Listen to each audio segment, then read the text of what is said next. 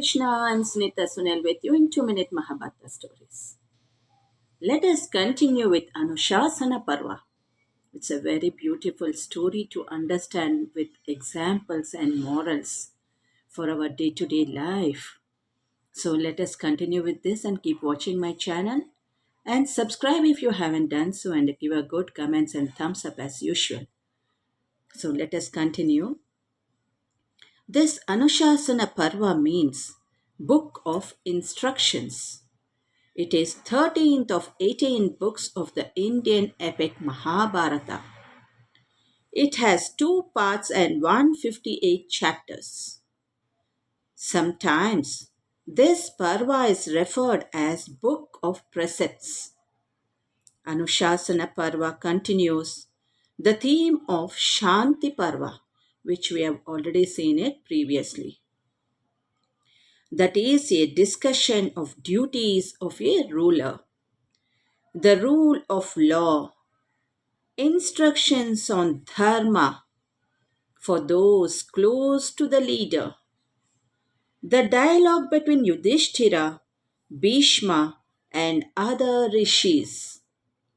This book shows debates, the duties, behaviors, and habits of individuals with chapters dedicated to men and to women. Various types of marriages mentioned and their merits compared. What these types of marriages are, it's very interesting. So let us see this. Let us be a guest for these marriages today and enjoy this message. Brahma Vivaha, that is, a marriage based on merit without the use of money. In the Mahabharata, the Kshatriyas practiced this form of marriage, though it was primarily practiced by Brahmins. Daiva Vivaha, it is the bride's hand which is offered to the priest of a yagna ceremony. Ashya Vivaha, the bride is exchanged for 2 cows. This is considered inferior because it is transactional. It is usually practiced when the bride's family cannot afford the expenses of her marriage. Prajapatya Vivaha. In this type of marriage, the groom is attracted with money and gifts. It is usually arranged marriage. Polyandry Vivaha.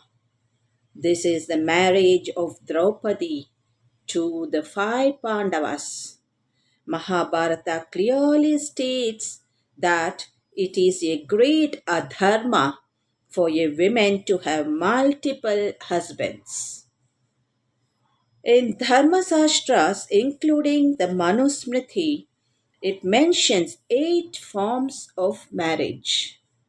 That is Brahma Vivaha, Daiva Vivaha, Ashya Vivaha, Prajapatya Vivaha, Gandharva Vivaha, Asura Vivaha, Rakshasa Vivaha, Paisasha Vivaha.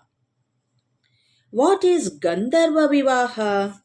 It is the voluntary union of a maiden and a lover on her own is called Gandharva marriage.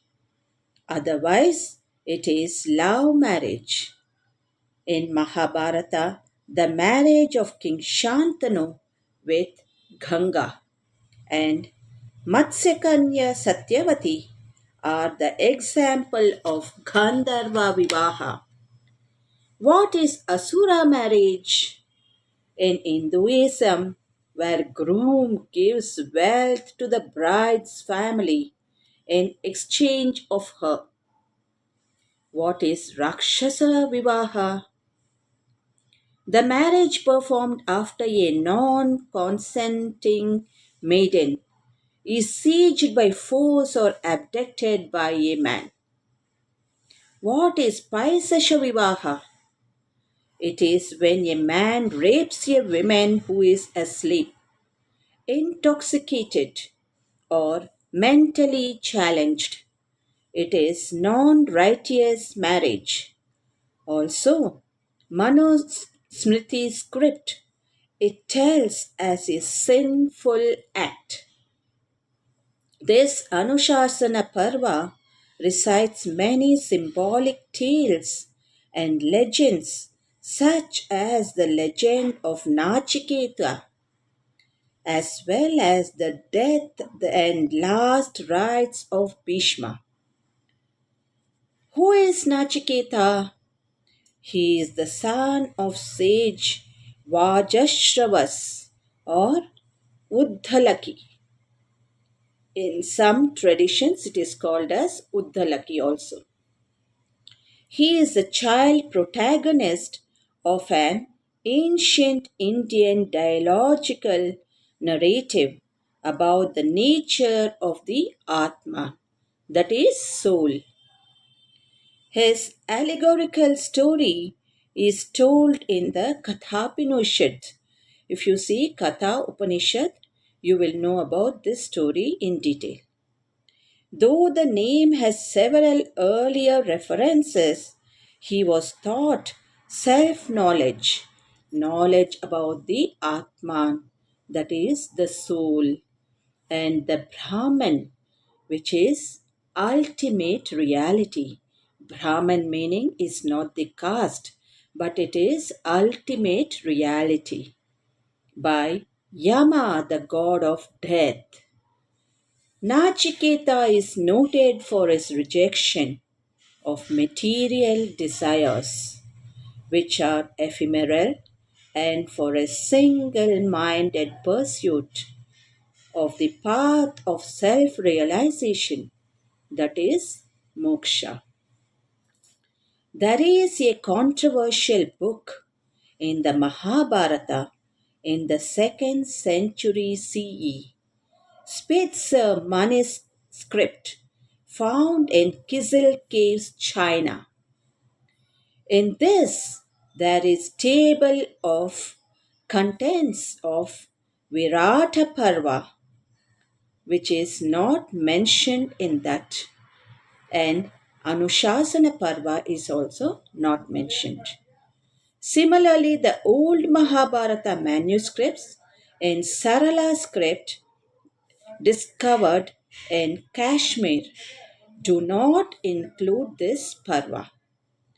This has led the scholars such as Indologist Dister Skilling of to the proposal that the Anushasana Parva was a later interpolation into the epic. Other scholars disagree with this. The evidence strongly supports the thesis that the epic was expanded and that it evolved in the early centuries